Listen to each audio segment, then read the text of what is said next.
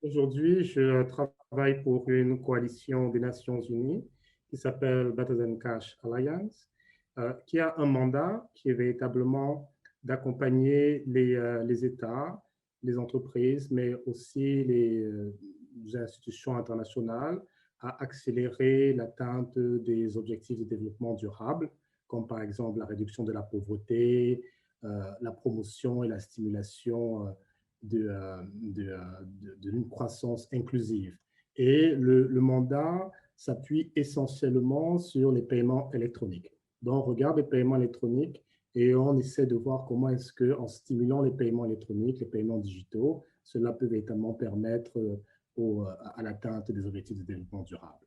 Alors, avant de rejoindre l'Alliance, j'ai eu l'opportunité, la grande chance de travailler au conseil de divers cabinets ministériels. J'ai eu à conseiller des ministres de l'économie numérique, des ministres des télécommunications, des finances, et également de l'industrie. Et je les ai accompagnés principalement à développer ce qu'on appelle des stratégies de développement sectoriel, c'est-à-dire comment faire avancer le secteur de l'économie numérique, comment faire avancer le secteur financier en particulier.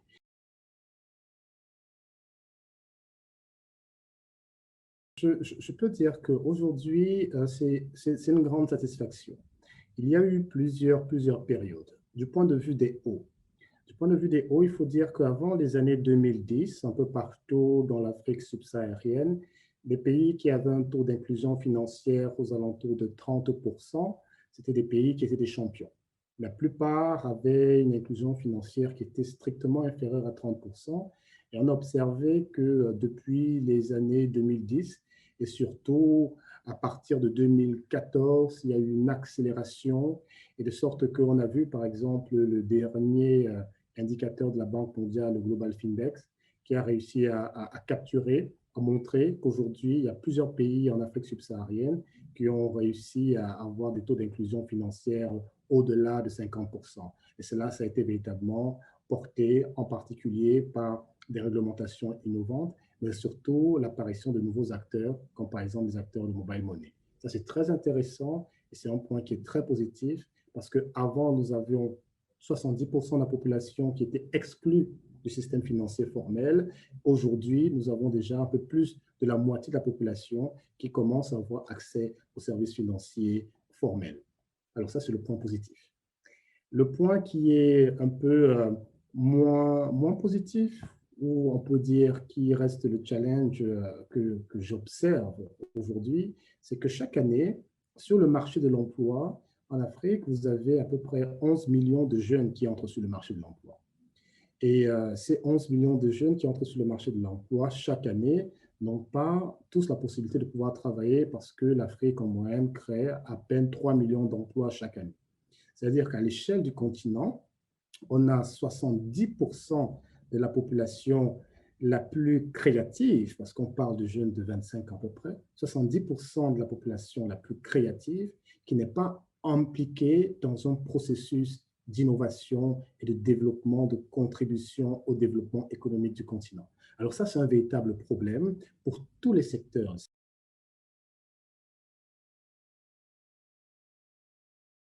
J'estime que le passé est derrière. Aujourd'hui, mon challenge, c'est d'être le meilleur que je puisse être pour le présent, parce que les enjeux que nous avons aujourd'hui sont très importants, et pour pouvoir préparer justement le futur. D'autant plus que la crise actuelle, qui est la crise du COVID-19, nous a fait perdre certains points et nous a ramené d'une certaine manière un peu en arrière. Donc, gérer le présent déjà, c'est déjà d'une certaine manière rattraper certaines erreurs du passé.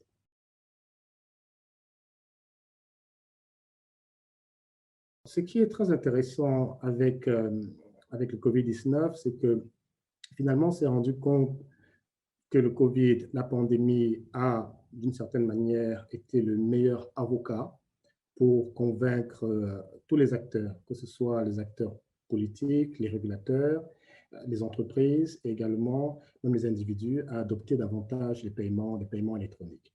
Par rapport à cela, on a pu voir une augmentation très forte au niveau de l'utilisation des paiements électroniques, mais ça nous a également mis face à de nouvelles questions. et des questions essentielles. Parce que, comme je l'ai dit, avant 2014, la plupart des acteurs qui étaient inclus financièrement étaient des acteurs qui avaient certaines habitudes, avec par exemple les banques. Et après 2014, les nouveaux acteurs qui sont entrés dans le système financier formel sont des acteurs qui en étaient historiquement exclus. Donc, elles n'ont pas les mêmes réflexes pour se protéger, par exemple, contre les fraudes. Elles n'ont pas les mêmes réflexes pour, par exemple, les mécanismes de recours.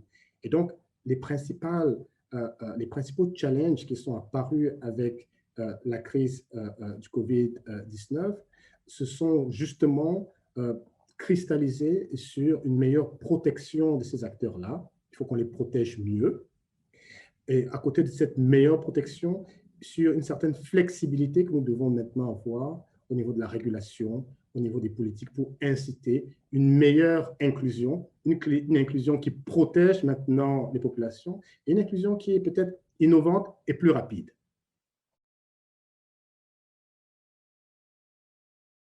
Au niveau du moyen terme, beaucoup d'États, par exemple, pour soutenir leur population, ont décidé de commencer à digitaliser leurs programmes sociaux.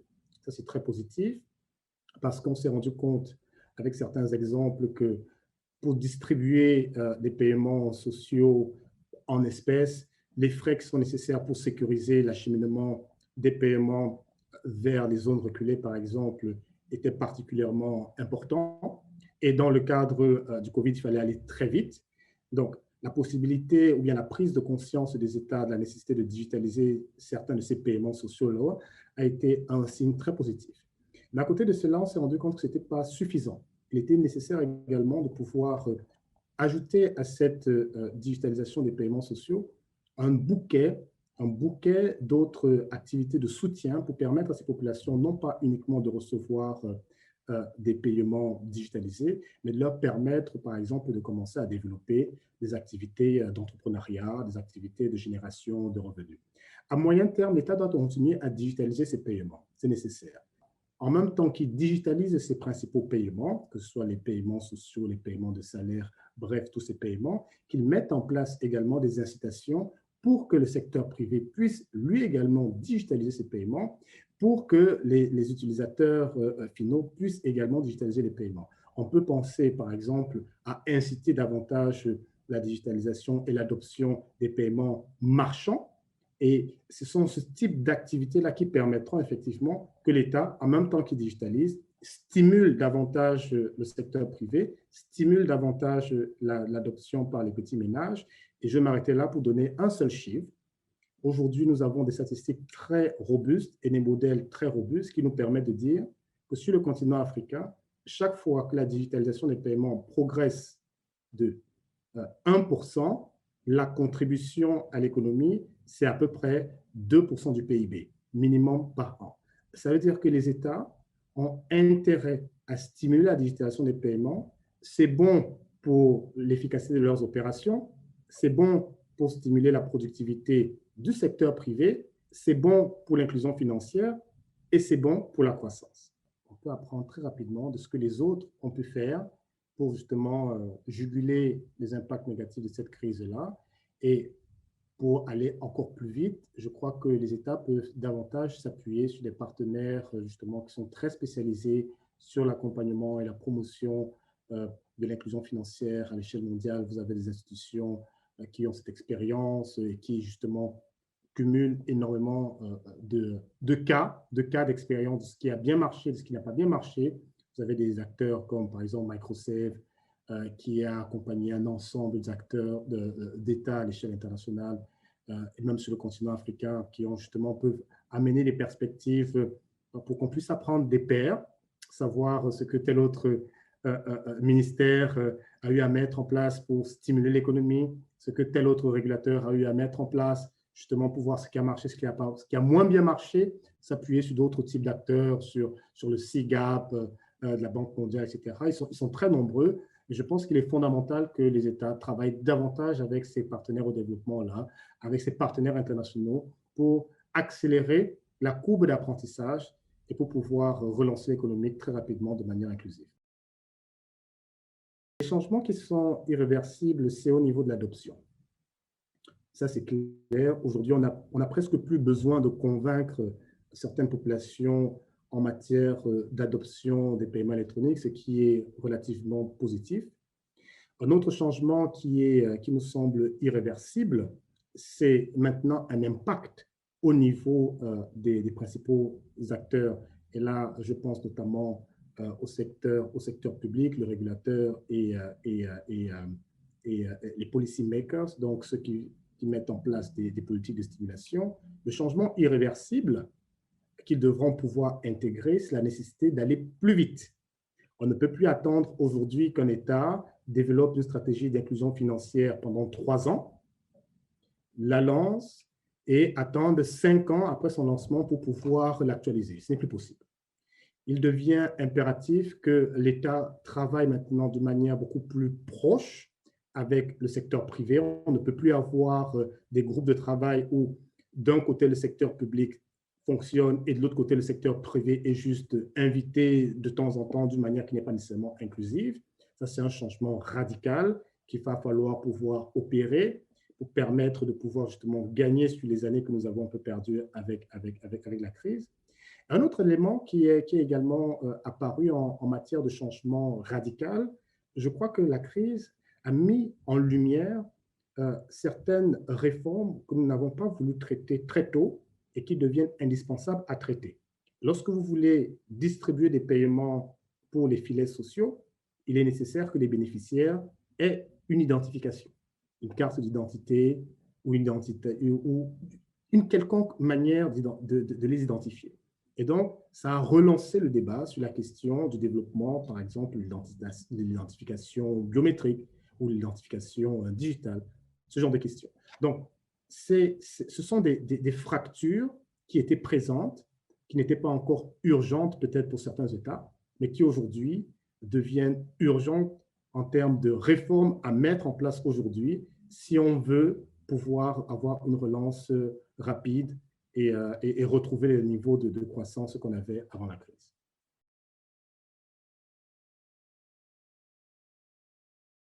Je ne sais pas ce que ça veut dire être quelqu'un de faible revenu. Une personne de faible revenu, je ne sais pas ce que ça veut dire. Et je vais vous donner un exemple. J'ai rencontré une fintech en Afrique centrale. Cette fintech a développé une application sur laquelle vous pouvez connecter vos différents wallets, vos différents porte-monnaies électroniques. Et cette application vous permet d'avoir l'historique de toutes vos transactions financières.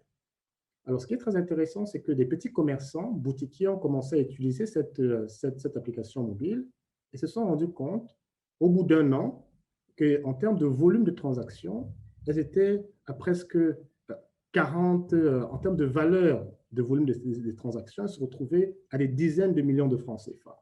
Alors, c'est très intéressant parce que lorsque vous voyez le petit commerçant, le petit boutiquier, vous pouvez avoir l'impression que c'est un acteur qui a des faibles revenus, mais à partir du moment où vous regardez le volume de transactions financières qu'il effectue chaque jour, par an, vous pouvez avoir une lecture totalement différente. Et donc, à partir de ce moment, la véritable question, c'est de se dire, si on peut capturer cette information, comment est-ce qu'on utilise cette information pour permettre à cet acteur-là à se renforcer dans son business, à avoir accès à des solutions peut-être plus développées en termes d'accès au crédit, en termes d'accès à l'épargne, mais surtout en termes d'accès parfois à d'autres services qui ne sont pas nécessairement des services financiers pour le permettre de consolider son business. Ça, c'est un changement de lecture en réalité que certaines applications, certaines technologies nous permettent d'avoir sur ceux qu'on appelait historiquement des personnes à faible revenu. Et le dernier point que je voudrais souligner également, c'est que lorsque nous pensons à la finance inclusive, lorsque nous pensons à la finance, je vais juste m'arrêter sur le mot finance, il y a 5 fonctions qu'il faudra considérer. Il y a toutes les innovations que nous pouvons faire sur les paiements, première fonction. Il y a toutes les innovations que nous pouvons faire sur l'épargne. Il y a toutes les innovations que nous pouvons faire sur le crédit. Il y a toutes les innovations que nous pouvons faire sur la protection, c'est-à-dire par les assurances. Et il y a toute l'innovation que nous pouvons faire au niveau du conseil financier. Donc, il est nécessaire que l'innovation ne regarde pas uniquement les paiements, mais qu'on puisse regarder l'ensemble de ces segments, de ces compartiments de la finance-là, pour justement donc créer beaucoup plus de valeur pour ces acteurs-là qui, en fait, peuvent, dans certains cas, être des populations à faible revenu, comme on aime les appeler, mais qui, en réalité, sont des populations qui ont des activités dans l'informel qu'on pourrait valoriser et convertir dans le secteur formel.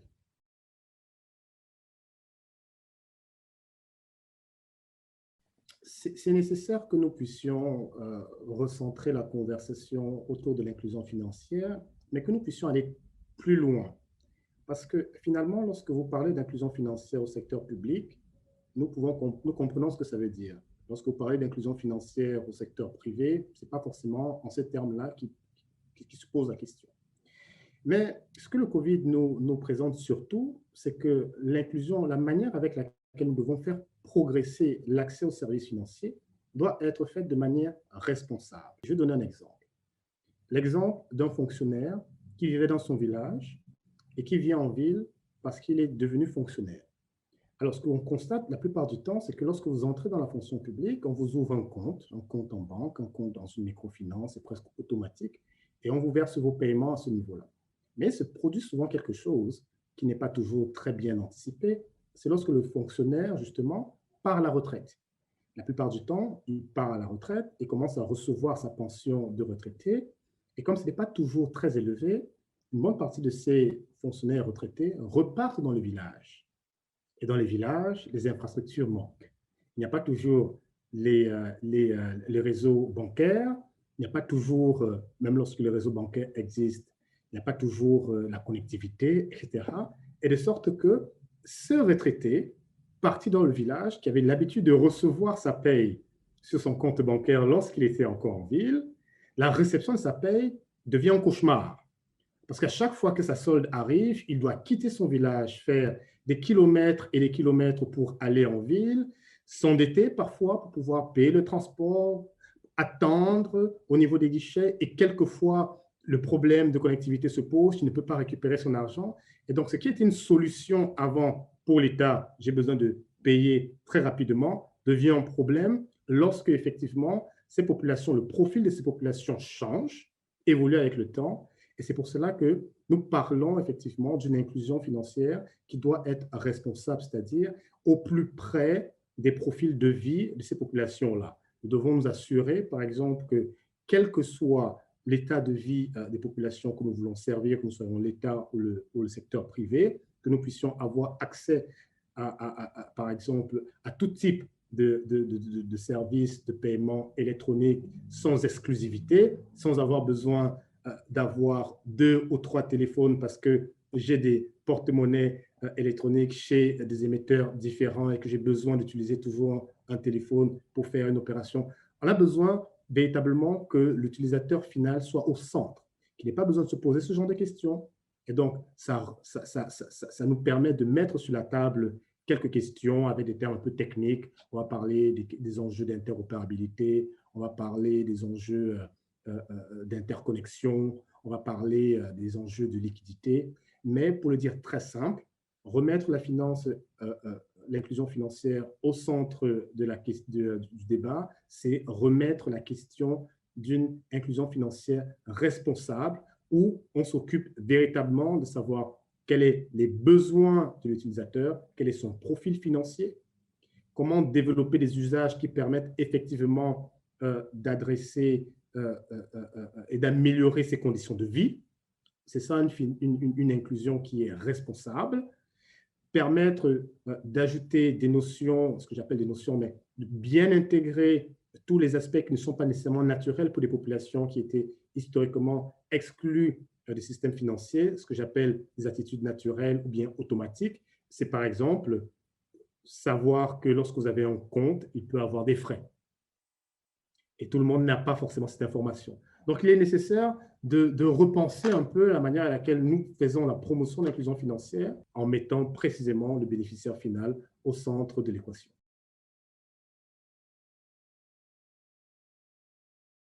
Je vais donner un exemple. 9 travailleurs sur 10 que vous aurez croisés sur le chemin vers votre nouveau rendez-vous, 9 travailleurs sur 10 est payé en espèces. Il est payé en espèces, ça veut dire que c'est déjà une opportunité de marché pour les fournisseurs de services financiers. Digitaliser la paie de ces travailleurs-là. En général, ce sont des travailleurs temporaires, donc qui ont des contrats de travail de moins de 4 mois, des contrats de travail journaliers ou des contrats de travail saisonniers, comme on voit davantage dans le secteur agricole. C'est une première opportunité et c'est surtout une opportunité également parce qu'on se rend compte que 100% de ces travailleurs-là n'ont pas accès aux mécanismes de couverture de santé, à l'assurance santé. Et ça, c'est fondamental. C'est fondamental parce que c'est profondément injuste. En général, lorsque vous recevez un salaire, vous le recevez avec une certaine protection sociale. Votre employeur va contribuer à la retraite, il va contribuer à votre assurance maladie. Mais pour les travailleurs temporaires, il n'y a aucune obligation légale pour que votre employeur vous paye de manière électronique, par exemple, ou encore qu'il contribue à votre assurance santé, encore moins à votre retraite. Et alors, il y a une opportunité formidable pour le secteur financier en particulier de développer les usages. Et les usages en particulier, par exemple, pour ces travailleurs temporaires-là. On va se rendre compte très rapidement que lorsque vous regardez les services financiers aujourd'hui qui permettent la digitalisation de la paie, ce sont des services qui ont été conçus pour résoudre le problème de l'employeur et non pas le problème du travailleur. Et donc, l'idée, c'est de pouvoir développer des solutions aujourd'hui moins coûteuses qui ne sont pas nécessairement des solutions bancaires, mais avec justement le développement de toute cette fintech-là. Ça ouvre des boulevards pour avoir justement une innovation beaucoup plus agile pour développer davantage d'usages. On aimerait voir sur le marché des fintechs qui proposent la digitalisation de ces travailleurs temporaires-là et en connectant à la digitalisation du paiement de ces travailleurs temporaires, en connectant l'accès à l'assurance maladie. Alors, c'est formidable de pouvoir développer de nouveaux usages et de permettre justement à ces nouveaux acteurs-là, aux fintech, d'explorer comment est-ce qu'ils peuvent créer davantage de valeur ajoutée pour des acteurs qui existent, qui ont des besoins et qui peuvent justement être une opportunité commercialement viable et aussi une opportunité de développement inclusif.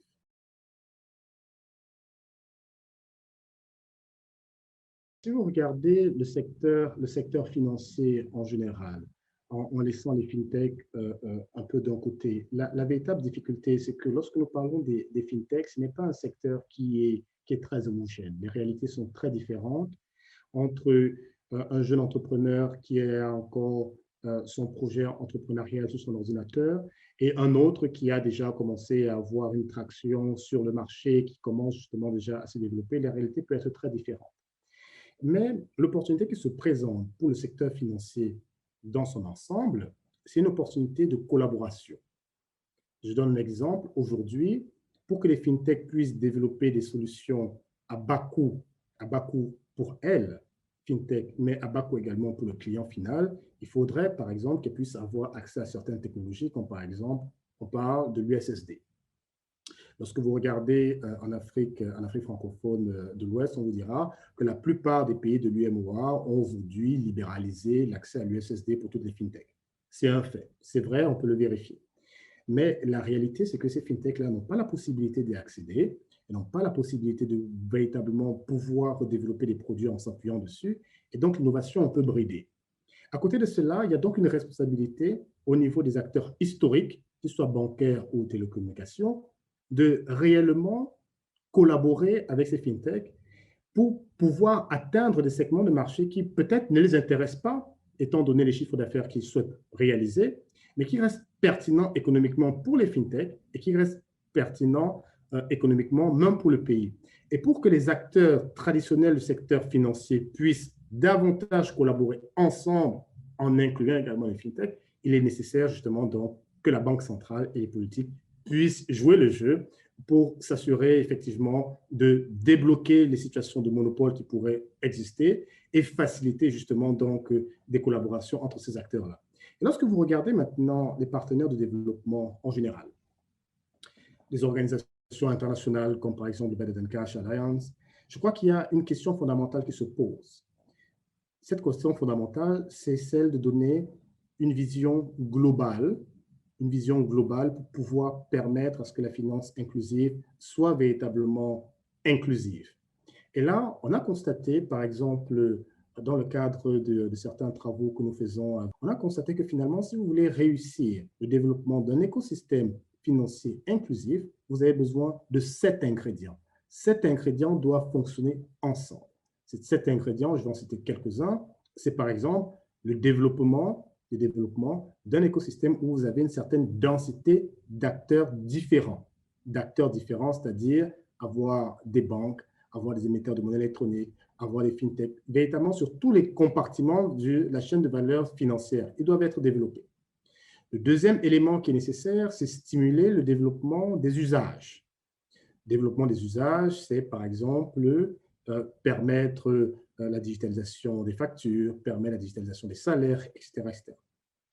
Il faut pouvoir stimuler cela. Et c'est une conversation qui ne peut pas se faire uniquement par le secteur public. Il faut que le secteur public, le secteur privé puissent échanger ensemble.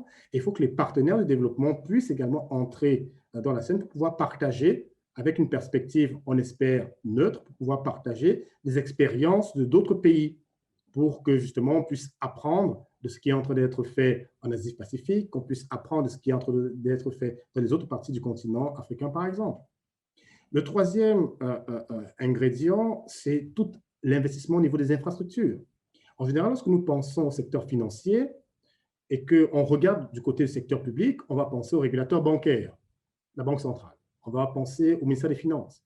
Mais on se rend compte qu'il y a d'autres infrastructures qui sont nécessaires pour que la finance se développe. Au-delà du secteur financier, il faut toutes les infrastructures de télécommunications, il faut quelquefois également les infrastructures routières, et quelquefois, il faut également les infrastructures en termes d'électricité. Et ça, c'est fondamental parce que historiquement, la Banque centrale parle uniquement avec le ministère des Finances. Elle ne parle pas nécessairement, en général, avec le régulateur des télécommunications. Elle ne parle pas nécessairement avec le régulateur de l'électricité. Donc, à ce niveau-là, on se rend compte qu'il est nécessaire que les partenaires du développement, en général, puissent amener les perspectives internationales pour qu'on se rende compte qu'il faut revoir la manière avec laquelle nous pensons et la manière avec laquelle nous faisons avancer le développement de nos écosystèmes financiers pour que tous les acteurs pertinents dans le contexte de tel pays puissent être autour de la table. On a vu la diversité des régulateurs qui peuvent intervenir, on a vu la diversité des policy makers qui doivent pouvoir intervenir. On a vu également la diversité des acteurs du secteur privé qui doivent intervenir au-delà des acteurs du secteur financier. Et le dernier point, c'est que finalement, lorsque nous voulons faire de la finance digitale une finance inclusive, c'est-à-dire qui permette le développement de tous et de toutes les filières, il est nécessaire que nous puissions aligner des objectifs de digitalisation ou de promotion de la finance digitale avec les objectifs de développement du pays. La plupart des pays en Afrique ont des stratégies de développement sectorielles avec des secteurs d'activité prioritaires, l'agriculture, l'énergie, les télécommunications, etc. Et on constate que les stratégies d'inclusion financière ne sont pas alignées toujours avec les priorités de développement sectoriel. Et donc, il est nécessaire qu'en termes de gouvernance de la stratégie de développement du pays, qu'on puisse intégrer d'une manière très forte l'inclusion, le développement du secteur financier pour que, à mesure que nous avançons avec l'inclusion financière, ça puisse également tirer ou bien soutenir la croissance et le développement des autres secteurs prioritaires. Et pour pouvoir réaliser cela, on a besoin d'avoir un autre type de gouvernance. Vous prenez le cas du Rwanda, vous allez vous rendre compte que le pilotage de l'inclusion financière, si on peut appeler ça comme ça, n'est pas porté par le ministère des Finances, mais c'est porté par la primature. Par la primature. Parce que c'est précisément le Premier ministre et le cabinet du Premier ministre qui peut mobiliser au-delà des secteurs. Si vous allez au Kenya, vous allez vous rendre compte qu'également, l'inclusion financière n'est pas portée uniquement par le ministère des Finances, mais c'est porté par le bureau du président de la République. C'est fondamental. Parce qu'on a besoin justement d'être à un endroit où on a une lecture globale sur l'ensemble des priorités de l'État pour nous assurer que la thématique de l'inclusion financière puisse profiter également aux autres secteurs de développement. Et ça, c'est une expérience que les partenaires de développement peuvent apporter au pays parce que, intervenant dans plusieurs marchés différents, ils peuvent justement apporter cette perspective différente-là et donner justement les expériences de ce qui a bien marché ou ce qui a moins bien marché.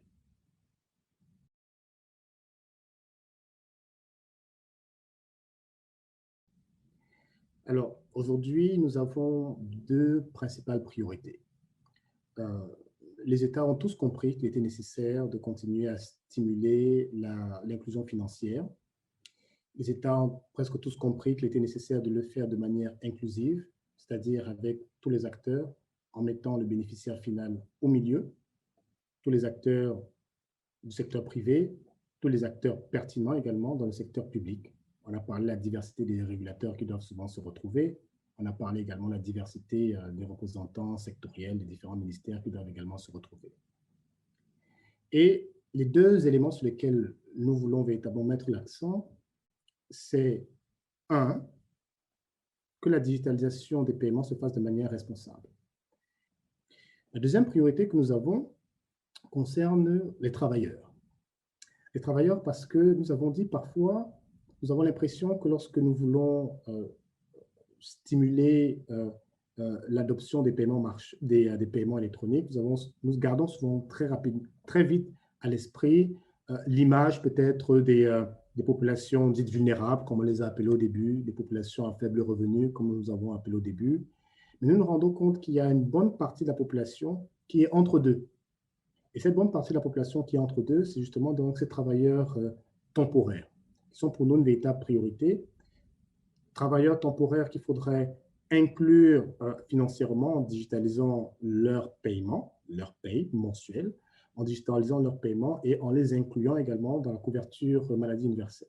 Ça, c'est fondamental parce que ça permettra en fait de résoudre un véritable problème, qui est celui de dire que dans la plupart des pays d'Afrique subsaharienne, le budget santé, c'est le deuxième budget de dépenses le plus important. Et avec la crise du Covid, il y a une réduction au niveau des revenus gagnés par ces travailleurs-là. Ce qui veut dire qu'aujourd'hui, se pose tout le temps la question de savoir qu'est-ce que je dois faire entre me soigner ou envoyer l'enfant à l'école, entre me soigner ou manger, entre me soigner ou payer les factures. Et c'est des questions qui ne doivent pas pouvoir se poser. Donc, nous avons lancé avec certains partenaires, je pense par exemple à la Banque mondiale, aujourd'hui un agenda qu'on souhaite mettre à l'échelle au niveau de toute l'Afrique pour soutenir les entreprises et les États à digitaliser les paiements ou à promouvoir la digitalisation des paiements des travailleurs temporaires et en connectant cette digitalisation des paiements des travailleurs temporaires à leur accès à la couverture maladie universelle.